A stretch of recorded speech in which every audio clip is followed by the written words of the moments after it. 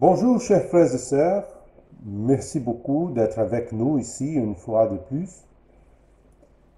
Nous voulons vous rappeler que ces études sont données tous les jeudis à 20 heures à notre église. Nous vous encourageons à participer à ces études personnellement. Votre présence sera une bénédiction. N'oubliez pas de cliquer sur j'aime la vidéo, de vous abonner à la chaîne de l'église, de la partager avec d'autres personnes et d'activer les notifications pour savoir quand d'autres vidéos seront disponibles.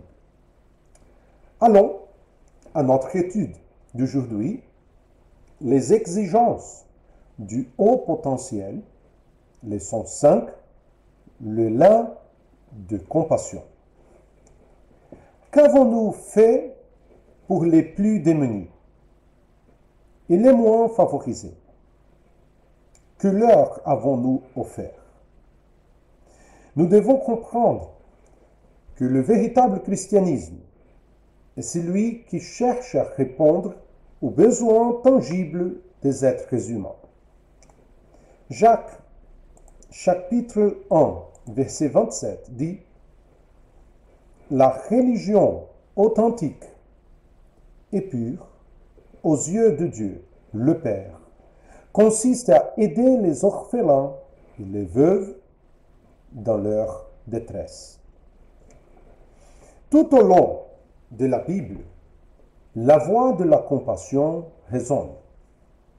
Dans l'Ancien Testament, Dieu dit « En fait, il y aura toujours des nécessiteux dans le pays.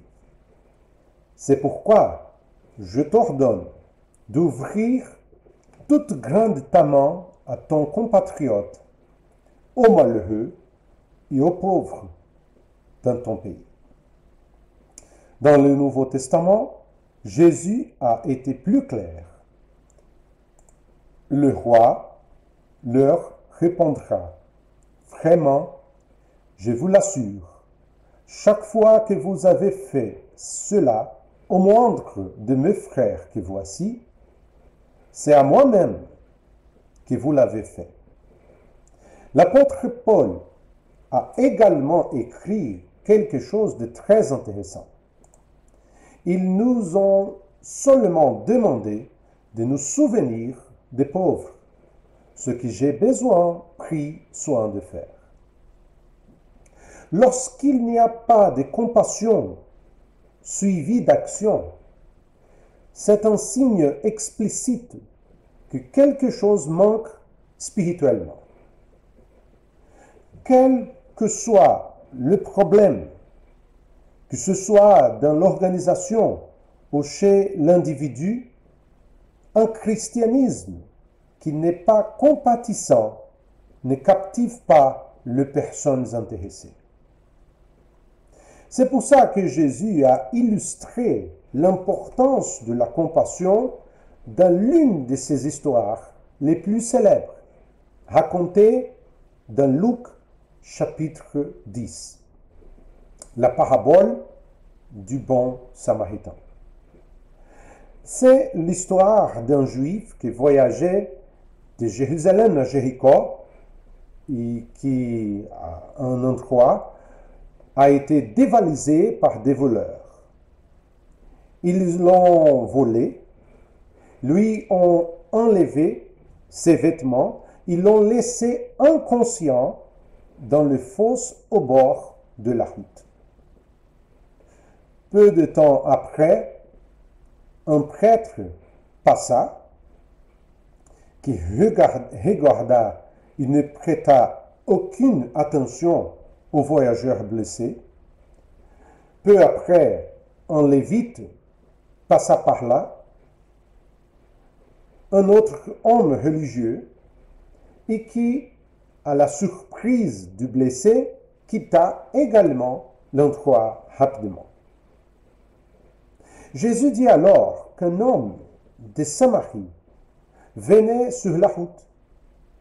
Même s'il y avait de grandes différences entre les Juifs et les Samaritains, cet homme a éprouvé de la compassion pour la victime et s'est arrêté pour l'aider. Après avoir évalué la situation, il s'est agenouillé, a versé de l'huile et du vin sur les plaies et a pansé les blessures.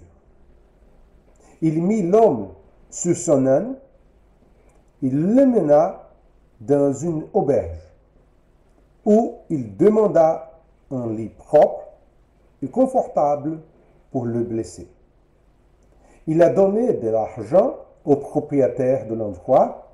Il lui a dit comme suit: prends soin de cet homme et tout ce que tu auras dépensé en plus, je te le rembourserai moi-même quand je repasserai. Qui sait, peut-être que cet homme se serait demandé: pourquoi ne s'est-il pas détourné de moi comme les autres? C'est la question que se posent tous ceux qui sont visés par la compassion. Ils veulent comprendre ce qui motive les gens à agir avec générosité. L'une des principales raisons pour lesquelles Dieu appelle ses disciples à être des individus extraordinairement compatissants est que les actes de miséricorde ouvrent le cœur des gens plus que toute autre chose. Un simple acte de gentillesse exprime un pouvoir énorme. Dans Jean chapitre 13, versets 34 et 35, Jésus a dit: « Je vous donne un commandement nouveau. Aimez-vous les uns les autres. Oui, comme je vous ai aimé, aimez-vous les uns les autres. À ceci, tous reconnaîtront que vous êtes mes disciples.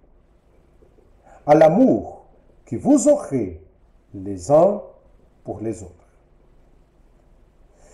Une indication d'un christianisme authentique est la compassion que nous montrons pour les gens, en les considérant comme importants pour Dieu et donc pour nous-mêmes.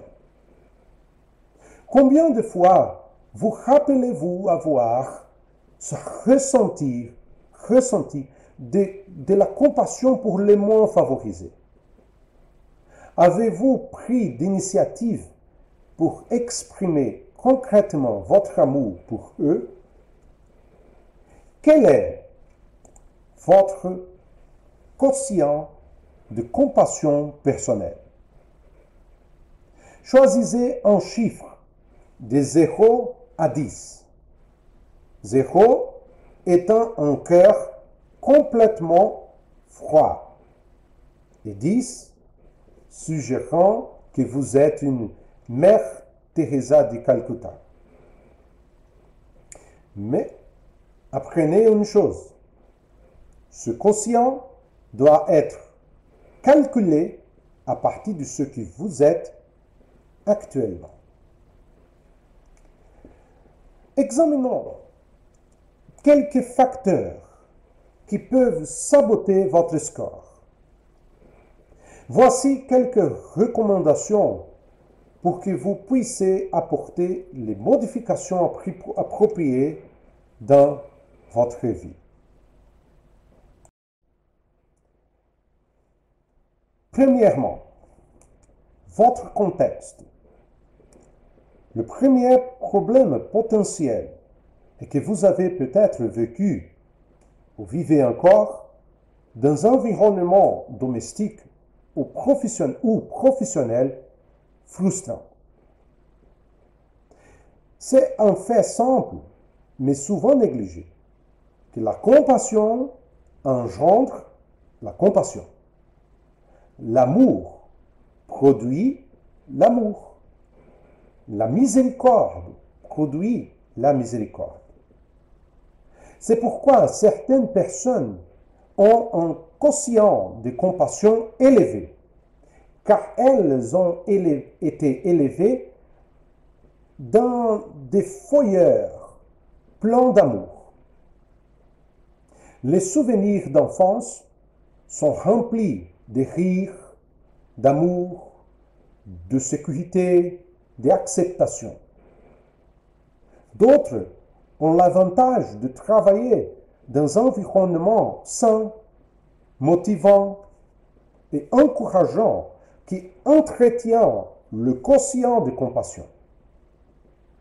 D'autres personnes, en revanche, ont appris très tôt que le mépris engendre le mépris, que la colère engendre la colère, que la haine engendre la haine et que la maltraitance entraîne des cauchemars sans fin. Il n'est pas étonnant que les personnes ayant grandi dans de tels environnements aient du mal à exprimer leur compassion. Si vous correspondez à ce dernier profil, ne désespérez pas. Il y a de l'espoir pour vous. Commencez à prendre des mesures courageuses pour transformer votre environnement. Demandez à Dieu de vous aider et de la transformer en quelque chose de mieux, à une vie plus saine. La deuxième chose, comment vous vivez? Une autre raison pour laquelle certains d'entre nous se retrouvent avec de faibles quotients de compassion est que nous essayons de maintenir un rythme de vie malsain. Pensez à la parabole du bon samaritain, du prêtre et du lévite. C'étaient des professionnels de la religion. Au début, ils étaient peut-être compatissants, mais avec le temps, ils se sont plongés dans leur carrière. La vie est devenue de plus en plus trépidante. Et là, ils n'ont plus les yeux pour... je vais répéter. 1, 2, 3. Deuxième chose, comment vous vivez? Une autre raison pour laquelle certains d'entre nous se retrouvent avec de faibles quotients de compassion est que nous essayons de maintenir un rythme de vie malsain. Pensez à la parabole du bon samaritain, du prêtre et du lévite. C'étaient des professionnels de la religion. Au début, ils étaient peut-être compatissants, mais avec le temps, ils se sont plongés dans leur carrière. La vie est devenue de plus en plus trépidante et là, ils n'ont plus les yeux et le cœur pour voir les gens. Nous aussi, nous vivons une époque d'insécurité et nous sommes poussés par le régime de la crise. Dans ce régime, la vitesse est un rythme de vie malsain, peut-être destructeur, d'une douzaine de façons différentes. Mais une chose est certaine, il supprimera votre quotient de compassion. Vous n'aurez pas le temps ou l'énergie émotionnelle pour vous intéresser aux personnes dans le besoin. Au fond de vous, vous en avez envie, mais vous sentez que vous ne pouvez pas supporter de faire quelque chose de ce genre. Les dirigeants ne sont pas les seuls à avoir un rythme de vie effréné. Les parents des jeunes enfants, les mères qui travaillent et les membres d'église surmenés regardent parfois cette physionomie abattue dans le miroir et se demandent combien de temps vais-je continuer comme ça? Est-ce que je glorifie Dieu en vivant d'une manière aussi insensée? Nous devons apprendre à ouvrir nos agendas et à expérimenter la bénédiction de l'empathie, de la miséricorde et de la compassion. Troisième chose, de quelle manière donnez-vous de vous-même? La troisième explication d'un faible quotient de compassion est le don excessif. C'est incroyable, mais c'est possible. Parfois, nous donnons tellement de nous-mêmes, nous nous soucions tellement des gens, que nous nous oublions presque nous-mêmes, notre famille, dans notre zèle pour les autres.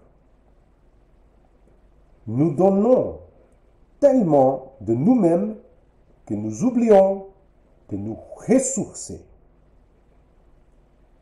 Puis vient un moment où vous vous rendez compte de ce que vous faites et vous vous demandez, je m'occupe de tout le monde, mais qui s'occupe de moi? Il y a du temps pour donner aux autres et du temps pour prendre soin de soi. Prendre soin de soi signifie se reposer, se mettre à l'aise, profiter de la vie, etc.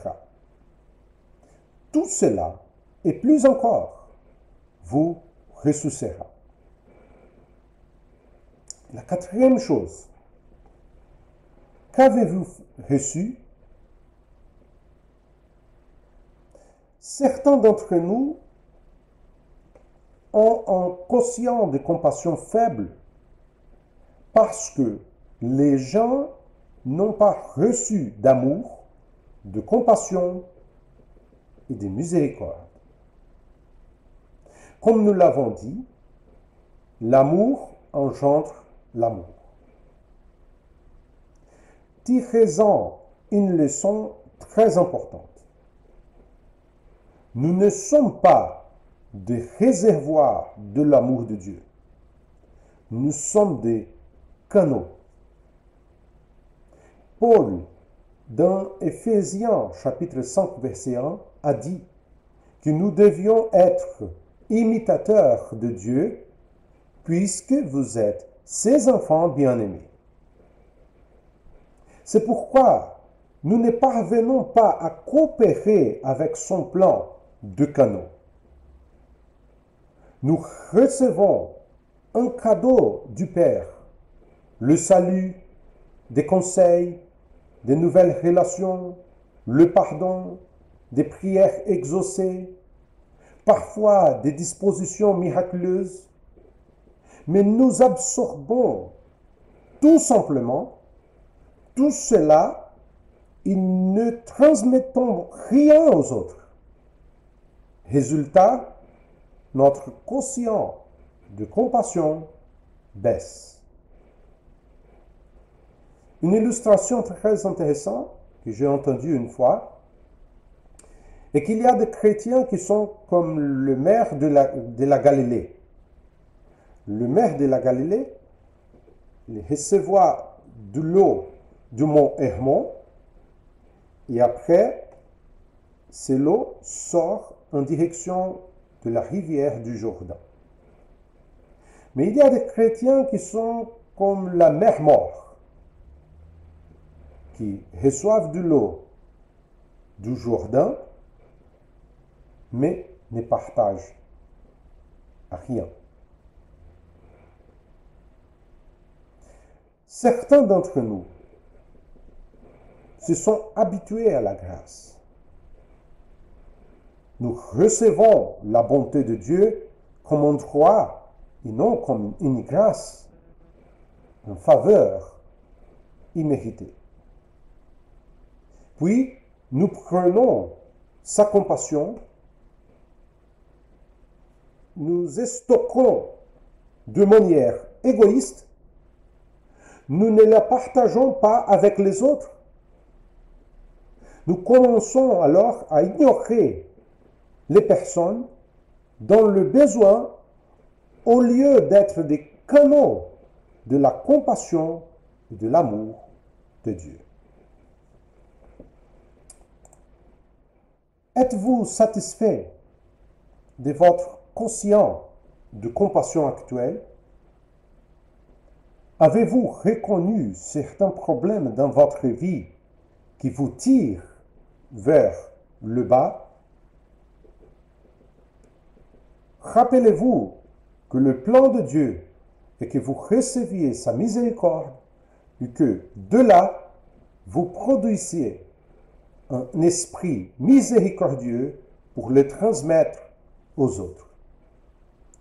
Laissez l'amour et la grâce de Dieu toucher les autres à travers vous. Quoi qu'il en coûte, cela vaudra la peine d'augmenter le quotient de compassion. Lorsque nos vies deviennent plus semblables à Christ, nous devenons de plus en plus contagieux. Que Dieu vous bénisse et à la prochaine.